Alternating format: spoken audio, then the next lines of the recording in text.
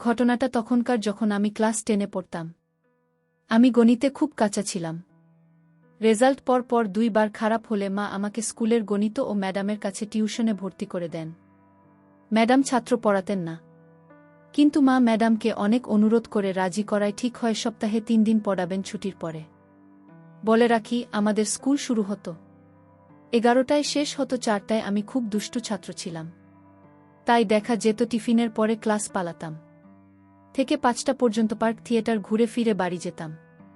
কিন্তু ম্যাডামের কাছে টিউশন নেওয়ার পর আমার ক্লাস পালানো বন্ধ হয়ে যায়। কারণ ম্যাডাম রুটিন ঠিক করে দেননি, সপ্তাহের যে কোনো 3 দিন টিফিনের পরে তার ক্লাসে জেনে নিতাম। ম্যাডামকে রুটিন করে দিতে বলেছিলাম, কিন্তু তিনি দেননি। যাই হোক, ছাত্র হিসেবে মাথা ভালো ছিল। একবার বুঝলে সেটা মাথা থেকে যেত না। ম্যাডাম আমাকে শুরু থেকে পড়ানো শুরু করলেন, আমি উপায় না পেয়ে পড়ায় মনোযোগ দেই। 1 মাসের টিউশন শেষে দেখি ভালো ইমপ্রুভমেন্ট হয়েছে, ম্যাডাম, গার্ডিয়ান সবাই খুশি।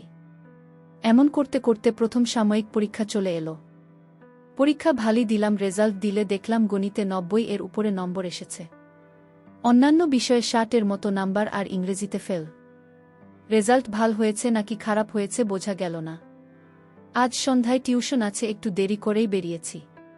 বাসায় বলেছি টিউশন শেষে এক ফ্রেন্ডের বাসায় থাকব। আজকে রেজাল্ট ভাল হয়েছে, তাই বাধা দেননি কেউ। টিউশনিতে পৌঁছাতে 6টা গেছে। আমি ম্যাডামের বাসায় গিয়ে দরজায় নক করলাম। অনেকক্ষণ পর ম্যাডাম দরজা খোল। ম্যাডাম একটা কম্বল জড়িয়ে আছেন আর চেহারা লাল হয়ে আছে, চোখ খুলতেই পারছেন না। আমি বললাম, ম্যাম আপনি ঠিক আছেন? ম্যাডাম বলল, এত দেরি কেন, ভিতরে আসো। আমাকে দেখে ভেতরে নিয়ে বসালেন।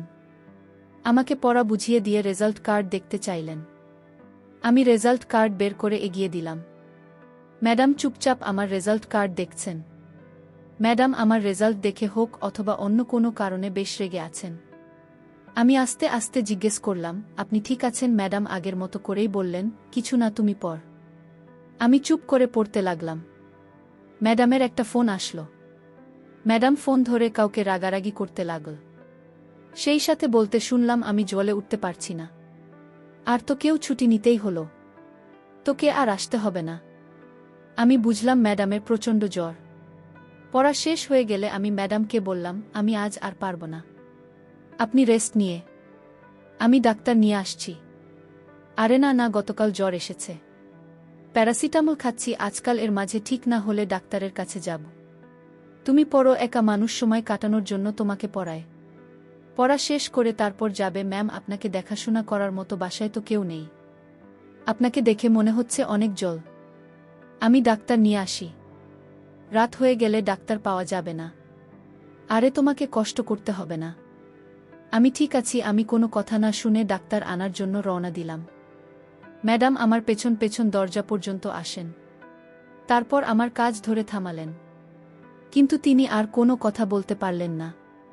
মাথা ঘুরে পড়ে গেলেন। ভাগ্য ভালো বলতে হয়, ম্যাডাম মাথা ঘুরে আমার উপর লুটিয়ে পড়লেন। আমি তাকে তার বেডরুমে নিয়ে শুয়ে দিলাম। এরপর দেরি না করে ডাক্তার আনতে দৌড় দিলাম। কাছে একটা ডিসপেন্সারি আছে, সেখান থেকে ডাক্তারকে নিয়ে এলাম। ডাক্তার ম্যাডামকে দেখে কিছু ওষুধ দিলেন আর একটা ইনজেকশন দিলেন। আর বললেন জ্ঞান না ফেরা পর্যন্ত জলপট্টি দিতে আর সম্ভব হলে মুছে দিতে। ডাক্তার চলে গেলে আমি ম্যাডামের পাশে বসে ম্যাডামকে জলপট্টি দিতে লাগলাম। রাত 1টা কি 2টা হবে তখন। ম্যাডামের জলের মাত্রা আরও বেড়ে গেল। জলপট্টি দিয়ে কিছুতেই জল নামছে না। ম্যাডাম মাঝে মাঝেই কেঁপে উঠছেন। এখন মুছে না দেওয়া ছাড়া উপায় নেই। ম্যাডামকে নিয়ে কখনোই খারাপ কিছু চিন্তা করিনি, তবে ভয় করছিল। কিন্তু কিছু করার নেই, কারণ ডাক্তার এতক্ষণে চলে গেছেন। আশেপাশে কোনো মেডিকেল ক্লিনিক নেই। যা করার ঘরোয়া পদ্ধতিতেই করতে হবে। ম্যাডামের সেবা করতে পেরে ভাল লাগল। কিছুটা উন্নতি হলো। ম্যাডামের জ্ঞান ফেরে মাঝরাতে। আমি তখন ম্যাডামের মাথায় হাত রেখেছি মুচি। ম্যাডাম আমার হাত ধরে ঝাঁকুনি দিলে ঝিমুনি ভেঙে যায়। ম্যাডাম দুর্বল থাকায় আস্তে করে উঠে বসে নিজের এলোমেলো কাপড়ের দিকে চোখ বুলিয়ে আমাকে জিজ্ঞাসা করলেন, কি হয়েছে আমার? ম্যাম আপনি প্রচণ্ড জোরে মাথা ঘুরে পড়ে গিয়েছিলেন। আমি ডাক্তার এনেছিলাম। তিনি আপনাকে জ্বর কমার ইনজেকশন দিয়েছেন। আমি আরও জিজ্ঞাসা করলাম, এখন কেমন লাগছে আপনার? ম্যাডাম বললেন, জ্বর কমেছে, আগের চাইতে ভালো লাগছে। কিন্তু তুমি বাসায় যাওনি কেন? এভাবে সারা রাত জেগে মাথায় জলপট্টি দিতে কে বলেছে? কেউ বলেননি ম্যাডাম। আপনাকে কিভাবে এই পরিস্থিতিতে একা ফেলে যায়? আমি সকালে বাসায় যাব। আপনি এখন গোসল করে নিন। ডাক্তার আপনার জ্ঞান ফিরলে গোসল করতে বলেছিলেন। ম্যাডাম তুলতে তুলতে গলে গেলেন। তিনি এখনও ঘোর কাটিয়ে ওঠেননি। বুঝতে পারলাম। আমি বেডরুম থেকে বেরিয়ে রান্নাঘরে চলে গেলাম। ফ্রিজ খুলে দেখলাম খাবার কিছু আছে কিনা, না গরম করে খাওয়ার মতো কিছু নেই। কিছু ফল ছিল, সেগুলো কাটলাম, মেকারের কলার জুস বানালাম। রান্না করার মতো শুধু ডিম ভাজি করতে পারি। ডিম ভাজতে যাব এমন সময় পিছন থেকে ম্যাডাম বলে উঠলেন, কি করছো তুমি? খাবার বানাচ্ছিলাম। আপনার নিশ্চয় খিদে পেয়েছে। হ্যাঁ, খিদে পেয়েছে। কিন্তু তোমাকে আর কষ্ট করতে হবে না। আমি করছি। কিন্তু ম্যাম, আপনি তো অসুস্থ। সরে দাঁড়াও। ম্যাডাম গোসল করে এসেছেন, এলোমেলো চুল থেকে পানি পড়ছে। ম্যাডামের ভিজে যাচ্ছে সেই পানিতে। আমি ম্যাডামের দিকে তাকিয়ে আছি। ম্যাডাম এরই মাঝে চোখে কাজল দিয়েছেন। আবার কপালে একটা ছোট্ট টিপ লাগিয়েছেন। ভাবতে অবাক লাগলেও এই পরিস্থিতিতে রূপচর্চার কথা ভুলে যাননি। কি দেখো, আমি মুখ ফসকে বলে ফেললাম। আপনাকে? ম্যাডাম আমার দিকে না তাকিয়ে মুচকি হাসলেন। খাবার হয়ে গেছে। ডাইনিং অপেক্ষা করো। খাবার টেবিলে ম্যাডামকে এত মোহনীয় লাগছিল যে চোখ সরাতে পারছিলাম না। নিঃশব্দে দুজন খাবার শেষ করলাম। আমাকে বসিয়ে রেখে ম্যাম থালা বাসন রেখে আসেন। আমি চুপচাপ বসে আছি। এত রাতে বাসায় যাব কিনা ভাবছিলাম। বন্ধুর বাড়িতে যাবার উপায় নেই। রাত 2টোর মতো হবে। রাতুল, ফ্রেশ হয়ে নাও। গেস্ট রুম পরিপাটি করা যাবে না এত রাতে। আমার সাথে ঘুমাবে ম্যাম, আপনাকে আর কষ্ট দেবে না। আমি এখানে সোফায় ঘুমাতে পারব, আর কষ্ট করে এখানে থাকতে হবে না। ডাবল বেড না হলেও দুজনের ঘুমাতে অসুবিধা হবে না। যাও, ফ্রেশ হয়ে নাও। আমি কথা না বাড়িয়ে ফ্রেশ হতে গেলাম। ভীষণ ক্লান্ত লাগছিল। ঘুম পাচ্ছিল প্রচুর। সোফায় ঘুমানোর ইচ্ছা ছিল না, কিন্তু সৌজন্যতার খাতিরে বলে ফেলেছি। হাত মুখ ধুয়ে মেয়ের বেডরুমে গেলাম। ম্যাডাম দুজনের জন্য বিছানা রেডি করেছেন। ম্যাডাম আমাকে তার পাশে ঘুমানোর জন্য ইশারা করলেন। আমি ভদ্র ছেলের মতো তার পাশে শুয়ে পড়লাম। ম্যাডামের দিকে করে যশোর হয়ে শুয়ে আছি। কিছুক্ষণের মাঝেই ঘুম চলে আসলো, তবে বেশিক্ষণ ঘুমাতে পারলাম না। ম্যাডাম যশোর হয়ে কাঁপছিলেন। একটা কথা দিয়ে ম্যাডামের হচ্ছিল না। আপনার ঠান্ডা লাগছে?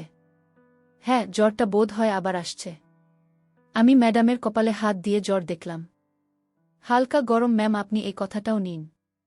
একটু কম শীত করবে। তোমার ঠান্ডা লাগবে। দেখছি কি করা যায়। ম্যাডাম আমাদের কথা দুইটা একত্র করে নিলেন। ম্যাডাম একই কথার নিচে আসতে বললেন।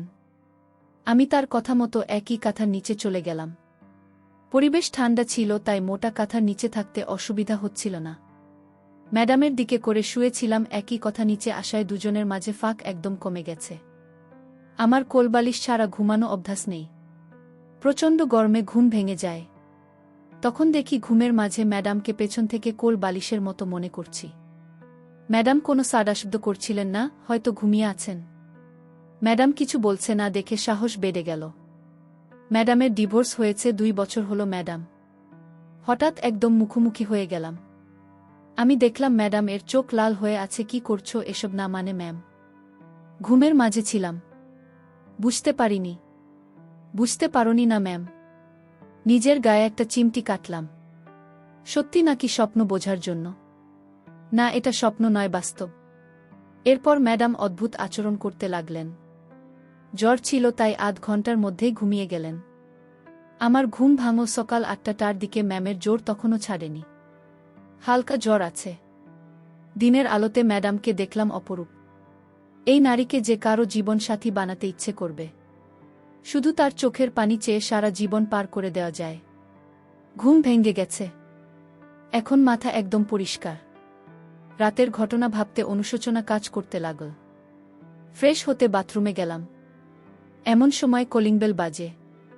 ম্যাডাম বললেন, কেউ এসেছে, আমি দেখে আসি। কে এসেছে ম্যাম? আপনি কষ্ট করবেন কেন? আমি আছি না। পিন হলে চোখ রেখে দেখলাম কাজের মেয়ে এসেছে। ম্যাম, রেখা এসেছে। কে? ম্যাডাম, আমি রেখা। গ্রেটফুলি বাসার কাজ করবার আইতাম। আজ তোর কাজ করতে হবে না। চলে যা। একই কম উইনগেট, বললাম না আজ কাজ করতে হবে না। আমি ঘুমোচ্ছি। বিরক্ত করবি না। আগে নিচতলার কাজ শেষ করে আয়। আচ্ছা তো দেরি হবেই। কোনো রাখলাম পরে মোডে কথা শোনাবেন না। হ্যাঁ শোনাবো না, যাই এবার। রেখা চলে গেল। ম্যাডাম বেশ ক্লান্ত হয়ে পড়েছিলাম, তাই সোফায় বসে পড়লাম। সোফায় বসে ম্যাডাম কিছু বলতে হলো না। জয়ের জন্য ম্যাডামকে বেশ ক্লান্ত লাগছিল। কিছুক্ষণ রেস্ট নিয়ে ম্যাডামকে ডাক দিলাম, কিন্তু ম্যাডাম এতটাই ক্লান্ত ছিলেন যে নড়াচড়া করতে পারছিলেন না। ফলের জুস, 2টা ডিম, 1 গ্লাস দুধ আর জ্যাম পাউরুটি খাইয়ে ওষুধ দিয়েছি। তিনি এখন ঘুমোচ্ছেন। রুমে চলে গেলাম। কাজটা ঠিক হয়নি। ম্যাডাম প্রথমত অসুস্থ। আমি তার অসুস্থতার সুযোগ নিলাম, কিন্তু মানতে হবে এমনটা না করলে হয়তো কখনোই ম্যাডামের জোর কত না দরজায় করা নাড়ার শব্দ পেলাম। রেখা এসেছে, আমাকে দেখে অবাক হল। ভাইয়া, আপনি এই সময়ে চাইছেন? আমি কিছু না বলে শুধু হাসলাম। সে ভেতরে এলে দরজা লাগিয়ে দিলাম। ড্রয়িং রুমে বই নিয়ে পড়তে বসলাম। দুজনেই অপ্রস্তুত হয়ে গেলাম। ম্যাডামের হাসি দেখে আমিও একটু হাসলাম। সত্যি বলতে সে স্বপ্ন মনে হচ্ছিল। মনে হচ্ছিল যে কোনো সময় স্বপ্ন ভেঙে যাবে, আর বাস্তবে ফিরে দেখবে এমন কিছুই নেই। রেখা ম্যাডাম অসুস্থ, এখন ঘুমাচ্ছেন। খাবারের কিছু নেই। ম্যাম দুজনের দুবেলার খাবার রেঁধে দিতে বলেছেন। কিছু কাপড় ভেজানো আছে, সেগুলো ধুয়ে দিতে বলেছেন। ভাইয়া, আপনার আর কিছু করিতে হইত না। আমি সব কাম কইরা দিতেছি। কালকে আসি নাই, তাই সকাল সকাল আইসা ম্যাডামের ছাড়িস না। ভাবছি চাকরি গেছে, ক্ষুধায় বাঁচাইছে। আপনি এখানে বসে পড়তে থাকেন, দেহে নাম ইমেল গাড়ির মতন কাম কইরা দিতেছি। রেখা কাজ করতে লেগে গেল। আমি পুরনো পড়া দেখতে থাকলাম। দুপুরে রেখা কাজ শেষ করে চলে গেল। ম্যাডাম তখন ঘুমোচ্ছিলেন। বাসা থেকে ফোন দিয়েছিল। বাসায় জানিয়েছি ম্যাডাম অসুস্থ হয়ে পড়েছিলেন, তাই রাতে ম্যাডামের কাছে থেকে গেছি। আজ রাতে বাসায় ফিরব। বাসা থেকে আর কিছু জানতে চাইনি। হাফ ছেড়ে বাঁচলাম। বিকালে ম্যাডাম ঘুম থেকে উঠলেন। আমি তখন ড্রয়িং রুমে বসে মোবাইলে গেম খেলছিলাম। আমি ঘাড় ঘুরিয়ে ম্যাডামকে দেখলাম। তাকে অনেকটা ফ্রেশ মনে হচ্ছে। ম্যাম, এখন কেমন লাগছে? জ্বর কমেছে? ম্যাডাম কিছু না বলে চুপ করে আমার দিকে তাকিয়ে রইলেন। আমি বুঝতে পারলাম এই নীরবতার অর্থ কী। শরীর। ম্যাম, গতকালের ঘটনার জন্য আমি লজ্জিত। ম্যাডাম এবারেও কিছু বললেন না। আমার উপস্থিতি হয়তো ম্যাডামের অস্বস্তির মূল কারণ। ম্যাডাম সুস্থ হয়েছেন, বোঝা যাচ্ছে এবার এখানে থাকার কোনো মানে হয় না। চলে যাওয়াই উত্তম। ম্যাম, আমি চলে যাচ্ছি। যদি পারেন আমাকে ক্ষমা করে দিবেন। আমি চলে যাবার জন্য বইপত্র গোছাতে লাগলাম, কিন্তু মনে মনে চাইছিলাম ম্যাডাম যে না আমাকে আটকায়। ব্যাগ গুছিয়ে নিয়ে আমি বেরিয়ে আসলাম ম্যাডামের বাসা থেকে। ম্যাডাম দাঁড়াবার জন্য বললেন না। ম্যাডাম এর বাসা থেকে বেরিয়ে রাস্তায় এদিক সেদিক হাতাহাতি করছি। এখন বাসায় যেতে ইচ্ছে করছে না। কোথাও একা বসে থাকতে ইচ্ছে করছিল। যার বাসায় গতকাল রাতে থাকার কথা ছিল তাকে ফোন করে আসতে বলা যায়। দুজনে গেম খেলে সময় পার করা যেত। ফোন দেওয়ার জন্য পকেটে হাত দিয়ে দেখি মোবাইল নিয়ে। মোবাইল কি হারিয়ে গেল নাকি ম্যাডামের বাসায় রেখে এসেছি মনে করতে পারলাম না। বেশ দামি মোবাইল, রিস্ক নেওয়া ঠিক হবে না। আমি ম্যাডামের বাসায় যাওয়া ঠিক করলাম। যদি মোবাইল পাই তাহলে ভালো, নইলে কপালে শনি আছে। পরক্ষণেই মনে হলো একটা ফোন দিয়ে দেখি। আমি রাস্তার পাশের একটা ফ্লেক্সিলোডের দোকান থেকে আমার নাম্বারে কল দিলাম। রিং হয়ে কেটে গেল। দুবার ট্রাই করার পরেও কোনো রেসপন্স পেলাম না। অনেকটা হতাশা নিয়ে তৃতীয় কল করলাম। ও পাশ থেকে একটা নারী কণ্ঠ ভেসে আসলো। হ্যালো, আমি এই ফোনের মালিক বলছিলাম। ফোনটা বোধহয় রাস্তায় পড়ে গিয়েছিল। বন্ধুরা, প্রচণ্ড শীতের কারণে আজকের মতো এখানেই শেষ করছি। এই গল্পের বাকি অংশ আগামীকালকে দিব। ভিডিওটি দেখার জন্য তোমাদের অসংখ্য ধন্যবাদ।